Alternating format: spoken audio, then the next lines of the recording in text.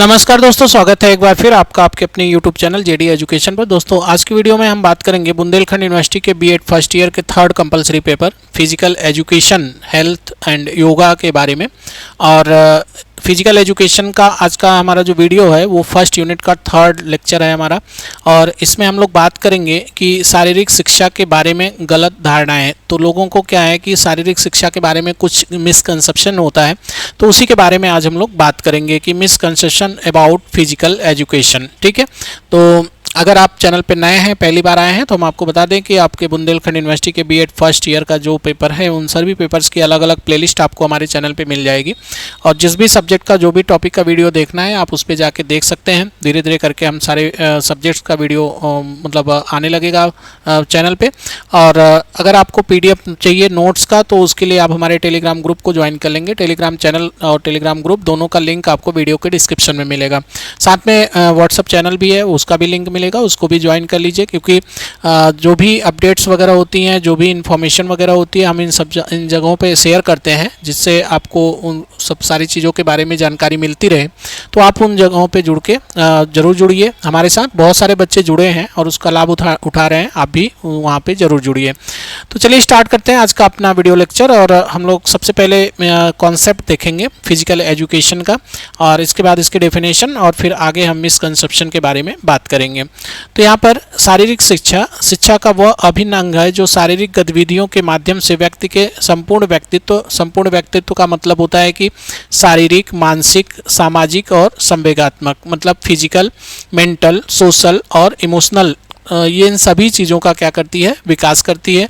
यह केवल व्यायाम नहीं है बल्कि जीवन जीने की क्या है, कला है।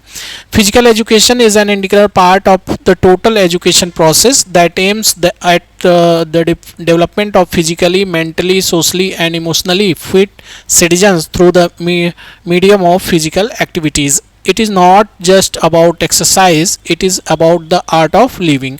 ये केवल एक अभ्यास या एक केवल व्यायाम नहीं है बल्कि जीवन जीने की क्या है, कला है। आई थिंक आपको कॉन्सेप्ट के बारे में समझ में आया होगा। इससे पहले वीडियो में हमने मीनिंग वगैरह के बारे में बात की फिजिकल एजुकेशन का, और स्कूल लेवल पे, स्कूल के डिफरेंट लेवल्स पे फिजिकल एजुकेशन की क्या नीड और क्या इंपॉर्टेंस है उसके बारे में भी हमने बताया है। अगर आप उस वीडियो को नहीं देखे हैं तो आप प्लेलिस्ट में जाके उसको देख लीजिए। यहाँ पर डेफिनेशन देख लेते हैं हम लोग फिजिकल एजुकेशन की। तो और भी डेफिनेशन हमने जो पहला वीडियो डाला था उसमें डेफिनेशन वगैरह हमने दिया है। यहाँ पर फिर से हम देख लेते हैं कि physical education is the sum of changes in the individual caused by experiences centering motor activities, मतलब कि शारीरिक शिक्षा व्यक्ति में उन परिवर्तनों का समूह है जो उन अनुभवों के कारण होता है जिसमें गामक क्रियाएं मुख्य होती हैं। तो इस डेफिनेशन को दिया था कैसिडी ने, ठीक है। और भी अगर मान लीजिए आप डेफिनेशन देखना है तो पहला वाला वीडियो देखिए, उसमें आपको बहुत ढेर सारे डेफिनेशंस मिल जाएंगे। अब आगे हम लोग देखते हैं कि प्रचलित गलत धारणाएं क्या हैं और उनका विश्लेषण भी हम लोग करेंगे। Common misconception and detailed analysis करेंगे उन सभी जो मिसकंसेप्शन है, गलत धारणाएं जो हैं लोगों को, तो उसके बारे में हम लोग उसका एनालिसिस भी करेंगे। तो एक एक करके हम लोग यहाँ पे पढ़ेंगे। तो सबसे पहले हम यहाँ पे देखते हैं कि समाज में शारीरिक शिक्षा को लेकर कई तरह की भ्रांतियाँ हैं। यहाँ हम उनका विस्तृत विश्लेषण दे रहे हैं। जैसे कि पहला है, शारीरिक शिक्षा केवल खेल कूद है। जो लोगों का ये मानना है कि physical education is just sports और गेम। तो इसका विश्लेषण करते हैं तो देखिए, लोग समझते हैं कि पीटी या खेल का पीरियड केवल समय बिताने के लिए होता है, जबकि वास्तविकता क्या है कि खेल कूद इसका एक हिस्सा है। लेकिन शारीरिक शिक्षा में शरीर रचना विज्ञान, स्वास्थ्य शिक्षा और सुरक्षा शिक्षा भी शामिल होती है। मतलब कि जो खेल का पीरियड होता है, पीटी वगैरह जो होता है, वो एक सिर्फ टाइम बिताने का माध्यम नहीं है। उसमें क्या होता है कि खेल कूद के माध्यम से ये एक तरह से कहिए कि शारीरिक शिक्षा का एक पार्ट है, एक हिस्सा है।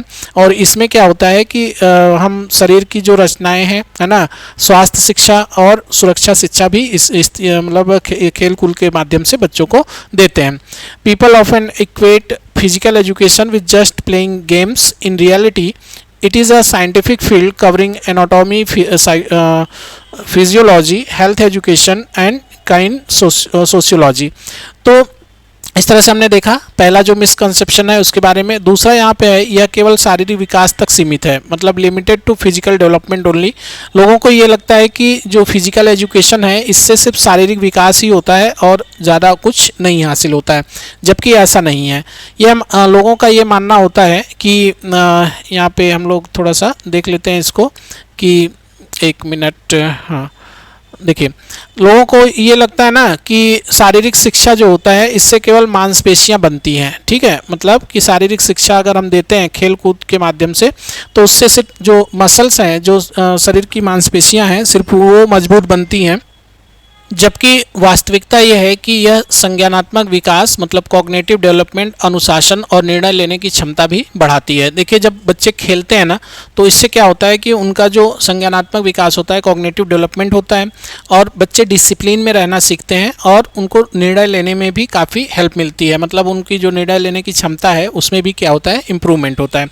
It is not just about muscles, it enhance cognitive skills, discipline and quick decision making abilities. Next हम लोग देखते हैं कि यह केवल खिलाड़ियों के लिए होता है। क्या फिजिकल एजुकेशन सिर्फ खिलाड़ियों के लिए होता है? ऐसा नहीं है, ये गलत धारणा है। लोगों के बीच ऐसी धारणाएं हैं कि जिन्हें मैच जीतना है वही ग्राउंड पे जाएं, जबकि ऐसा नहीं है। वास्तविकता यह है कि यह प्रत्येक बच्चों के लिए अनिवार्य है, चाहे वह दिव्यांग हो या सामान्य छात्र हो, ठीक है। पढ़ाई में बाधा उत्पन्न करती है। अक्सर आप देखे होंगे कि घरों में क्या होता है, अगर कोई बच्चा खेलने के लिए मतलब कोशिश करता है कि वो किसी गेम में पार्टिसिपेट करे तो पेरेंट्स अक्सर यही बोलते हैं कि पढ़ाई पे ध्यान दो, है ना, जबकि ऐसा नहीं। मतलब खेल के माध्यम से भी लोग आगे बढ़ते हैं, ऐसा नहीं है। तो लोगों का ये मानना होता है कि ये पढ़ाई में बाधा उत्पन्न करती है, जैसा कि माता पिता सोचते हैं कि खेलने से बच्चा थक जाएगा और पढ़ नहीं पाएगा, जबकि वास्तविकता यह है कि वैज्ञानिक शोध ये बताते हैं कि शारीरिक गतिविधि से मस्तिष्क में रक्त संचार बढ़ता है, ब्लड सर्कुलेशन बढ़ता है, जिससे कंसंट्रेशन और भी बेहतर होता है। तो आज से याद रखिए कि आप लोग भी खेलना शुरू कर दीजिए, थोड़ा बहुत टहल के, है ना। जैसे आपको अगर मान लीजिए मॉर्निंग वॉक करते हैं तो समय से उठते हैं तो मॉर्निंग वॉक पे करिए, या शाम के टाइम थोड़ा फील्ड वूल्ड में जाके थोड़ा खेलना कूदना शुरू कर दीजिए। तो research approves that physical activity increases blood flow to the brain, enhancing focus and academic scores rather than hindering them. मतलब इससे क्या होता है कि जो एकेडमिक स्कोर वगैरह है वो बढ़ती है, एकाग्रता बढ़ती है। तो कहीं से भी खेलने से कोई नुकसान नहीं होने वाला है, ऐसा बिल्कुल नहीं सोचना है। गलत धारणाओं के पीछे क्या कारण है उनको भी हम लोग देख लेते हैं। यहाँ पे कारण दिया गया है और उसका विवरण दिया है, डिस्क्रिप्शन। तो एक एक करके देखते हैं। तो देखिए, लैक ऑफ अवेयरनेस, ये जो गलत धारणाएं हैं ना, इनके पीछे का कारण क्या है कि अवेयरनेस ना होने की वजह से लोगों को शारीरिक शिक्षा के वैज्ञानिक लाभों का ज्ञान नहीं है, इसकी वजह से उनके अंदर इस तरह की गलत धारणाएं आती हैं। और दूसरा ये है कि एकेडमिक प्रेशर, बहुत ज़्यादा एकेडमिक प्रेशर होने की वजह से लोग सिर्फ किताबों की तरफ भागते हैं, सिर्फ किताबी ज्ञान और ग्रेड को अधिक महत्व देते हैं, जबकि जो फिजिकल एजुकेशन है इसको नहीं देते हैं। शॉर्टेज ऑफ रिसोर्सेज, स्कूलों में पर्याप्त मैदान और प्रशिक्षित शिक्षकों का अभाव होने की वजह से भी लोगों के अंदर इस तरह की गलत धारणाएं आती हैं। तो यहाँ पे हम एक एक करके देख रहे हैं कि अभी हमने देखा कि गलत धारणाओं के पीछे का कारण क्या है, क्यों। तो इसका कारण हमें यही दिखा कि लैक ऑफ अवेयरनेस, लोगों में इसके प्रति जागरूकता की कमी है। एकेडमिक प्रेशर भी एक कारण हो सकता है और शॉर्टेज मतलब रिसोर्स वगैरह हैं जो है उनका शॉर्टेज भी इसमें शामिल है। नेक्स्ट यहाँ पे हम लोग देखते हैं कि ट्रेडिशनल माइंडसेट, जैसे लोगों का क्या है कि पारंपरिक एक वो सोच बन गई है कि पढ़ोगे लिखोगे तो बनोगे नवाब, खेलोगे कूदोगे तो होगे खराब, जैसी पुरानी कहावतें बहुत ज़्यादा प्रचलित हैं। खासकर गाँव में जब हम भी पहले छोटे थे तो अक्सर यही कहानी सुनते थे कि जो बड़े बुजुर्ग होते थे, पेरेंट्स हमारे, तो वो यही सब कहते थे कि अगर पढ़ोगे लिखोगे तो बनोगे नवाब, जबकि खेलोगे कूदोगे तो होगे खराब। ऐसा हमारे मामा जी कहते थे। अब आपको भी हो सकता है आप लोगों को भी कोई कहता होगा, बट कोई नहीं, आपको इन सब सारी चीज़ों पे ध्यान नहीं देना है। आपको क्या करना है, अपने पढ़ाई पे फोकस करना है, साथ में थोड़ा रिलैक्स के लिए, माइंड को रिलैक्स देने के लिए थोड़ा बहुत फिजिकल वर्कआउट करना जरूरी है। अब आगे हम लोग देखते हैं कि गलत धारणाओं का प्रभाव क्या पड़ता है, इम्पैक्ट ऑफ मिसकंसेप्शन। तो क्या इम्पैक्ट पड़ता है इसका भी हम लोग इसको भी थोड़ा देख लेते हैं कि जो गलत धारणाएं हैं उसका इम्पैक्ट क्या है। ठीक है।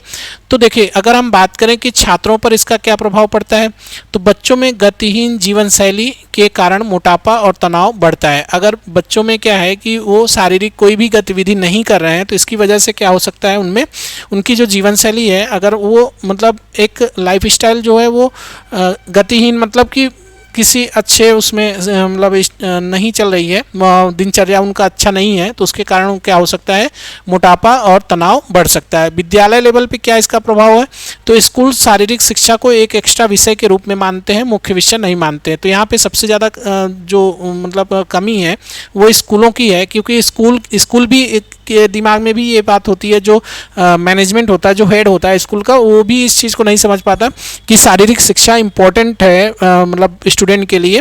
वो सिर्फ इसको क्या मानते हैं, एक एक्स्ट्रा विषय मान लेते हैं कि हाँ ठीक है, बच्चे पढ़ पढ़ के बोर हो गए हैं, तो एक सब्जेक्ट पीटी का रख दो, खेल कूद का रख दो, जिससे बच्चे थोड़ा रिलैक्स हो जाए। तो हालांकि ये सोच अच्छी है, लेकिन वो सिर्फ इतना ही नहीं मानना है, उसको हमें सीरियसली भी लेना चाहिए।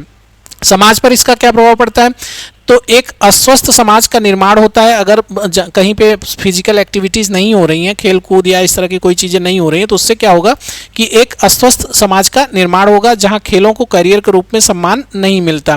तो ऐसा नहीं है कि अगर आप करियर के रूप में खेल को लेते हैं तो आप बहुत आगे जाएंगे। हमारे जितने भी बचपन के दोस्त थे, ऑलमोस्ट सारे जितने भी मतलब फ्रेंड्स थे जो गाँव में रहते थे, तो गाँव में क्या है कि अभी आज की डेट में वो सारे के सारे मतलब कोई SI है, कोई रेलवे में है, आरपीएफ में है, मतलब कोई आर्मी में है, और सब क्या है कि ज़्यादातर लोग मतलब हमारे गांव में क्या था कि खेलने पे ज़्यादा फोकस करें। मेरा जो गांव है, आप लोग को हम बता दें कि मेरे यहाँ से ही आपके एक रेसलर हैं जिनको आप अक्सर टीवी पे देखे होंगे, है ना। उनका नाम हम बता देते हैं, रिंकू सिंह नाम है ना। और ये जो रिंकू सिंह हैं, इनको आप WWE में इस नाम से जानते हैं, वीर महान, है ना। इनका जो नाम था उसको वीर महान, है ना। तो ये इस नाम से ये फेमस है, जबकि ये हमारे बचपन जो मतलब क्लासमेट हमारा था, उसी का छोटा भाई, ठीक है। तो ये इस तरह से जो है मतलब खेल से लोग बहुत आगे बढ़ जाते हैं। ऐसा नहीं है कि खेलने से लोग पीछे ही रहते हैं, ऐसा कुछ भी नहीं है, ठीक है। तो वीर महान को अगर आप लोग ना देखे हो तो आप गूगल पे सर्च कर सकते हैं, यूट्यूब पे सर्च कर सकते हैं, और वीर महान को आप देख सकते हैं। अभी प्रेमानंद महाराज के ये बहुत खास शिष्य हुए हैं, ठीक है। सारा कुछ छोड़ छाड़ के प्रेमानंद जी के साथ जुड़ गए हैं। तो ऐसा आप देख सकते हैं, अगर आपके आसपास भी इस तरह के एग्जाम्पल हो तो आप देख सकते हैं कि खेलने कूदने से कोई पीछे नहीं जाता, अगर मन से कर रहा है तो, ठीक है। आगे हम लोग देखते हैं कि जो मिसकंसेप्शन है इनको दूर कैसे किया जाए, क्या उपाय हम कर सकते हैं कि गलत धारणाओं को दूर कर सकते हैं। तो हम उन उपायों के बारे में बात करेंगे कि वो कौन से उपाय हैं जिनको करके हम इस तरह के मिसकंसेप्शन को दूर कर दें। तो देखिए, यहाँ पर क्या है कि अवेयरनेस प्रोग्राम चला के अभिभावकों के लिए कार्यशालाएं आयोजित करें, शारीरिक शिक्षा को गणित या विज्ञान जैसे विषयों के साथ जोड़कर पढ़ाएं, क्वालिफाइड टीचर उनके लिए रखें, केवल प्रशिक्षित शिक्षक ही शारीरिक शिक्षा दें, इस तरह की नियुक्ति करें, और मीडिया के माध्यम से स्वास्थ्य और खेलों के महत्व का प्रचार वगैरह करें। तो इससे क्या होगा कि हम इस तरह की जो मिसकंसेप्शन है उनको दूर कर सकते हैं। अगर हम बात करें कि आधुनिक शिक्षा और जो न्यू एजुकेशन पॉलिसी 2020 है, तो इसका मतलब फिजिकल एजुकेशन का क्या संबंध बन सकता है, importance and relation with NEP 2020, ठीक है। तो क्या रिलेशन हम इनसे बना सकते हैं फिजिकल एजुकेशन का, उसके बारे में भी हम लोग देख लेते हैं। तो देखिए, शारीरिक शिक्षा जो है, राष्ट्रीय शिक्षा नीति 2020 ने करिकुलर और एक्स्ट्रा करिकुलर के बीच अंतर को समाप्त कर दिया है। मतलब कि अब जो आप देखते होंगे कि जो एक्टिविटीज होती है ना, एक्स्ट्रा करिकुलम वगैरह है, वो भी उसका भी नंबर आपको मिलता है ना। तो इससे क्या होता है कि खेलों को सीखने के माध्यम के रूप में अपनाया गया है। हम ज़्यादातर कोशिश करते हैं कि जैसे बच्चों में खासकर को उनको सिखाना है तो खेल के माध्यम से सिखाने पे ज़्यादा जोर देते हैं, और NEP भी यही कहता है। होलिस्टिक प्रोग्रेस कार्ड, छात्र की प्रगति में उसके शारीरिक स्वास्थ्य का भी समान महत्व दिया जाता है। हमने बताया कि सिर्फ अभी क्या है कि आपको जो नंबर्स वगैरह मिलते हैं उसमें आप देखते होंगे कि अगर 100 मार्क्स का पेपर है तो 100 मार्क्स में 80 मार्क्स मान लीजिए दिया जाता है आपका थियरी का जो पेपर आप लिखते हैं, बाकी 20 मार्क्स जो दिए जाते हैं वो एक्स्ट्रा करिकुलम के दिए जाते हैं। तो इस तरह से कहीं 70-30 का रेशियो रहता है ना, कहीं 80-20 का रहता है। तो इस तरह के ये जो 20 नंबर या 30 नंबर दिए जाते हैं ये इन्हीं सारी चीज़ों के दिए जाते हैं। तो इससे क्या होता है कि हम इन सारी चीज़ों को छोड़ नहीं सकते, उनको भी शामिल कर सकते हैं। तो इसी तरह का ये संबंध बन रहा है कि मतलब दोनों को एक साथ लेके चलना है। अब आगे हम लोग देखते हैं, नेक्स्ट हमारे यहाँ पे है कि शिक्षक की क्या भूमिका है होनी चाहिए। ठीक है, एक शिक्षक के रूप में हमारी क्या जिम्मेदारी बनती है उसके बारे में हम लोग देखते हैं। तो आप छात्रों को खेल के नियमों के साथ साथ जीवन के मूल्यों को भी सिखाएं और हर बच्चे को उसकी क्षमता के अनुसार भाग लेने के लिए प्रेरित करें, खुद एक रोल मॉडल बने, है ना। तो टीचर के लिए क्या ज़रूरी है कि छात्रों को खेल के नियमों को समझाएं अच्छे से, सिर्फ खेल के नियम को नहीं, उनको मतलब जीवन के जो मूल्य हैं उनको भी साथ में सिखाएं। साथ में हर तरह के बच्चे, मतलब किसी भी टाइप का बच्चा हो, ठीक है, उसके अनुसार उसको जो है प्रेरित करें कि आप इस गेम में पार्टिसिपेट कर सकते हो। ठीक है, और खुद एक टीचर को भी क्या होना चाहिए कि खुद एक रोल मॉडल होना चाहिए ताकि बच्चे टीचर को भी देख के चीज़ों को अडॉप्ट कर सकें। तो इस तरह से हमने देखा कि टीचर का क्या रोल हो सकता है। अब हम लोग बात करेंगे कि अभी तक जितनी चीज़ें हमने देखी उसका निष्कर्ष क्या निकल के आता है, इसके बारे में ज़रा समझते हैं। तो शारीरिक शिक्षा का कोई विकल्प या बाहरी हिस्सा नहीं है ना। ऐसा नहीं कि फिजिकल एजुकेशन जो हम एजुकेशन लेते हैं उसके बाहर की कोई चीज़ है, नहीं, ये भी क्या है, फिजिकल एजुकेशन का ही एक अभिन्न अंग है, बल्कि यह शिक्षा का आधार है। जब तक शरीर स्वस्थ नहीं होगा तब तक मस्तिष्क का पूर्ण विकास संभव नहीं है। हमें खिलाड़ी बनाने से पहले स्वस्थ मनुष्य बनाने पर ध्यान देना चाहिए। मतलब कि फिजिकल एजुकेशन का ये मतलब नहीं कि फिजिकल एजुकेशन देने से सिर्फ खिलाड़ी बनते, नहीं, हमें क्या करना है कि छात्रों के अंदर उनका जो मेंटल लेवल है उसको अच्छा करने के लिए, उनके अंदर एकाग्रता बढ़ाने के लिए फिजिकल एजुकेशन देना चाहिए। खिलाड़ी तो वो बाद में बनेंगे, पहले फिजिकल एजुकेशन से वो एक स्वस्थ मनुष्य बन सकते हैं। तो इसलिए ये सारी चीज़ें हमें यहाँ पे समझ में आई। Physical education is not an alternative to education but it's very मतलब foundation. A sound mind resides in a sound body.